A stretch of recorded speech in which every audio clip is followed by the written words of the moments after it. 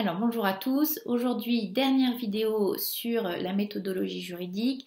Elle va traiter de l'exercice que nous n'avons pas encore abordé, c'est-à-dire le cas pratique. Le cas pratique, c'est un exercice assez typique du droit. On ne retrouve pas ce type d'exercice dans d'autres matières, donc pour vous c'est nouveau et forcément ça vous inquiète. Voilà. Pourtant le cas pratique c'est relativement simple, d'autant que c'est l'exercice qui est sans doute le moins formel, où vous pouvez disposer du plus de liberté dans son exécution. Alors, comment réaliser un cas pratique? Eh bien, voici les étapes. Premièrement, quand vous découvrez l'énoncé de votre cas pratique, que ce soit à l'examen ou chez vous, eh bien, vous utilisez un surligneur. Le surligneur est l'ami de l'étudiant en droit. Vous devez toujours en disposer près de vous lorsque vous travaillez à l'examen et vous surlignez les parties de l'énoncé qui ont un intérêt pour la résolution du cas pratique, c'est-à-dire qui ont un intérêt juridique. Parce que vous avez des enseignants qui estiment que c'est plus représentatif de donner une masse de faits très importante, mais seuls certains de ces faits vont avoir pour vous un intérêt dans la résolution de la question de droit qui va se poser. Et alors, je trouve que cette pratique est assez représentative effectivement de la réalité, parce que quand on est avocat, qu'on a un client qui vient nous voir pour une question de droit de la famille, de droit pénal ou de droit des contrats, enfin peu importe, eh bien la personne elle arrive avec son histoire,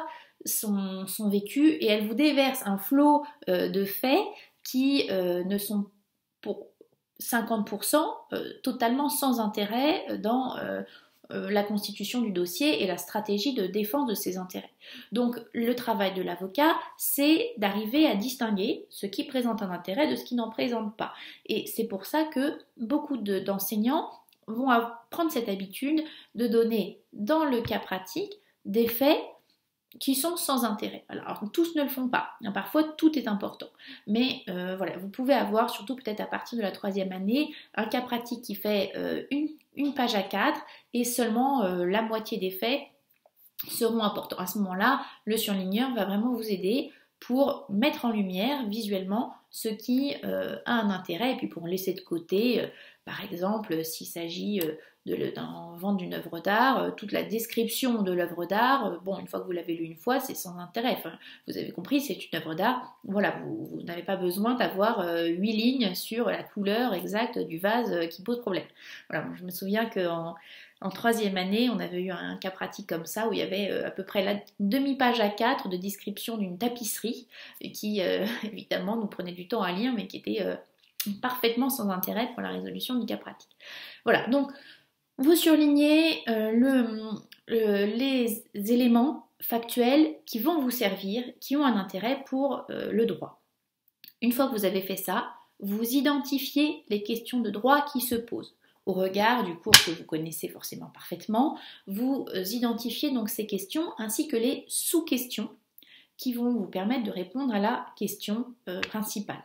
Voilà, vous pouvez avoir pour un cas pratique une question, 2 questions, 3 questions et autant de sous-questions à chaque fois selon la durée de l'épreuve, ce que le professeur attend.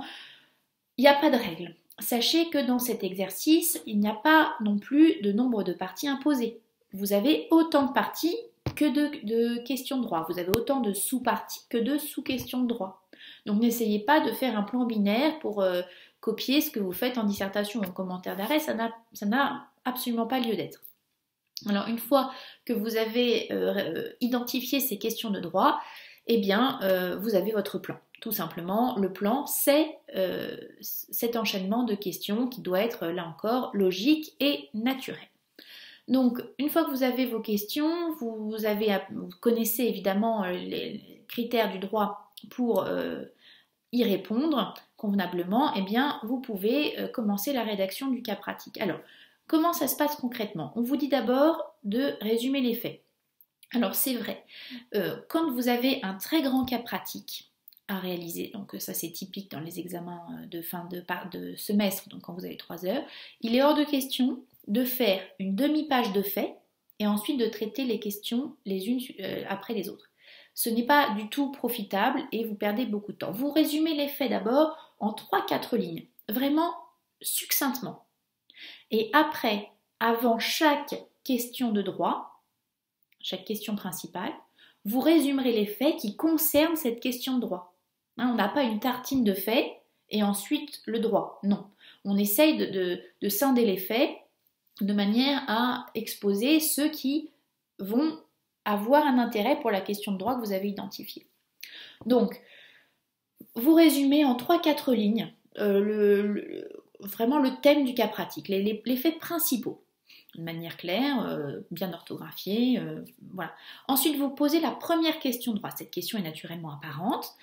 Vous faites un effort de rédaction de cette question de droit pour qu'elle soit convenable, bien écrite. Et après, pour résoudre cette question de droit, alors vous avez éventuellement des sous-questions, donc à ce moment-là, ce que je vais dire s'applique aux sous-questions, vous appliquez le syllogisme juridique. Le syllogisme juridique, c'est 3 étapes qui amènent logiquement le correcteur à la réponse, à la solution. Première étape du syllogisme, la règle de droit, l'exposé de la règle de droit. Deuxième étape, l'application de la règle de droit aux faits. C'est le travail de qualification. Troisième étape, la conclusion. Donc pour chaque sous-question, vous allez avoir ce syllogisme. Alors, pour que ce syllogisme apparaisse, je vous recommande d'indiquer. Donc vous indiquez la question de droit. Ensuite, vous marquez en droit, souligné, virgule. Et là, vous exposez la règle de droit. Vous l'exposez de manière précise. Il faut vraiment prendre le temps de bien l'exposer, de bien la résumer, d'être complet. Si vous avez plusieurs normes à exposer, vous les exposez dans leur ordre hiérarchique. C'est-à-dire que si vous avez une norme constitutionnelle, eh bien vous commencez par la Constitution, puis un traité international, une norme européenne, puis vient la loi, ensuite éventuellement un acte administratif, bon la coutume, bon, c'est rarissime, et puis en dernier lieu, vous exposez la jurisprudence. Voilà. Ne commencez pas par exposer la loi, puis la Constitution, ça manquerait de cohérence. Une fois que vous avez exposé le droit, que vous l'avez bien expliqué, vous sautez une ligne et vous marquez en l'espèce, souligné.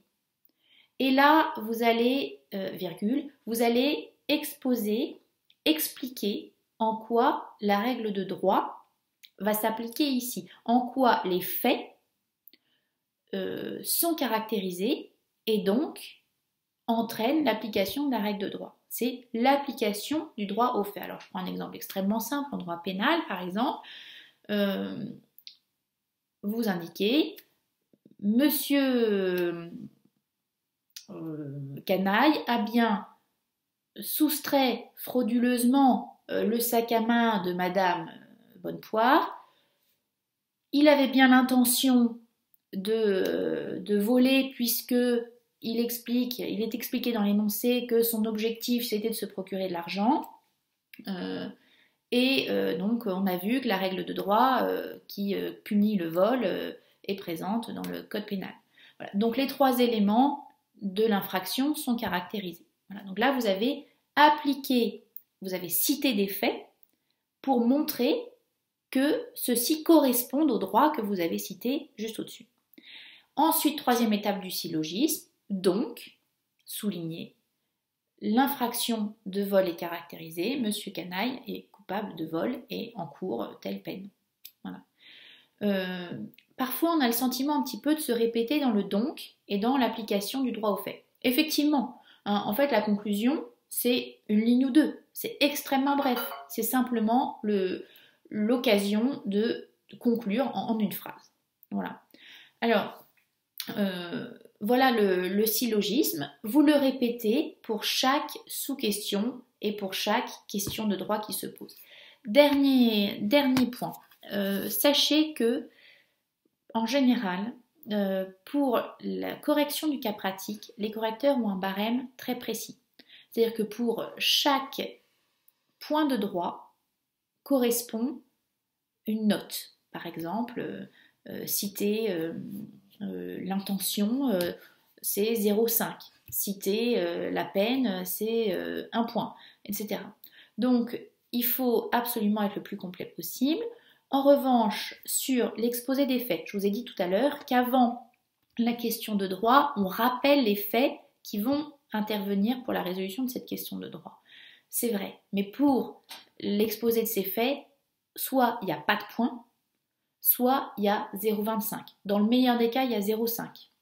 Donc ne prenez pas 20 minutes pour résumer les faits, parce que sinon vous allez passer 20 minutes à résumer les faits, ça va vous rapporter 0,5 points, et vous n'aurez plus le temps d'exposer les faits, qui eux sont sur 5 points, d'exposer le droit, pardon, d'exposer le droit et l'appliquer aux faits. Alors que cette partie-là, cette double partie-là, elle est sur 5 points ou sur 7 points. Donc ne vous trompez pas d'objectif. Moi, ce que je conseille aux étudiants, si vous vous sentez un peu en retard, donc je vous ai dit, en 3 lignes, vous résumez les faits. Et ensuite, pour chaque question de droit, au moment, à l'endroit, à l'emplacement où vous voulez exposer les faits, vous sautez 7-8 lignes. Et puis vous allez directement à la partie en droit, en l'espèce, donc. Et si vous avez le temps, à la fin, vous résumez bien les faits. Voilà. Mais la priorité, c'est d'exposer le droit, de l'appliquer aux faits et de conclure. Voilà. Et puis après, pour le reste, ce sont les conseils classiques, c'est-à-dire une bonne lisibilité de la copie, aérée. Hein. Le cas pratique, c'est l'exercice qui doit être le plus aéré parce que vous avez plein d'étapes, donc vous sautez des lignes à chaque fois. Vous mettez éventuellement des couleurs pour bien identifier les problèmes de droit. Et puis bien sûr, pas de faute d'orthographe, un style précis, concis, clair. Voilà, tous les conseils habituels. Si vous connaissez votre cours et que vous appliquez ça, vous aurez une bonne note.